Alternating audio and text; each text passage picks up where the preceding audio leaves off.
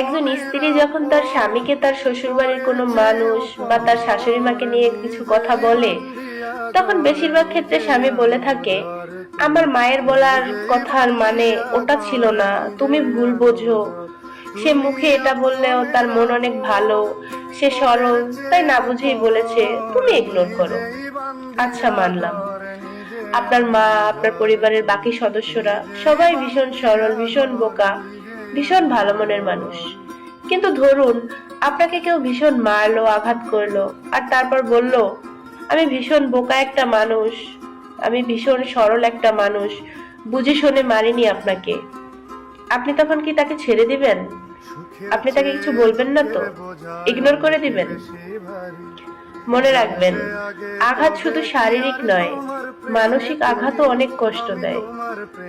আপনার স্ত্রী সবাইকে ছেড়ে শুধু আপনার ভরসাতেই আপনার বাড়িতে এসেছে। দিন শেষে তার ভালো মন্দ, কষ্ট, খারাপ লাগা সবকিছু সে আপনার সাথেই শেয়ার করবে। কষ্টের কথা বা মনের কথাগুলো তো সে আপনাকেই বলবে। নিজের মা বাবাকে যদি বলে, তাহলে তো সেই মেয়েকে শুনতে হবে যে সব কথা বাবার বাড়িতে লাগিয়ে দেয়।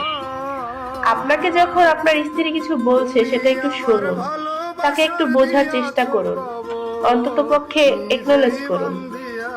সে আপনাকে কিছু বলছে মানে এই নয় যে সে আপনাকে আপনার পরিবারের থেকে দূরে করতে চায়।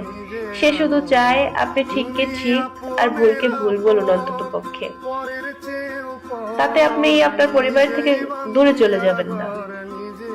আপনার পরিবার যখন আপনার এত কাছের, তখন নিশ্চয়ই ঠিককে ঠিক আর ভুলকে ভুল বললে তারা আপনার থেকে দূরে সরে যাবে না।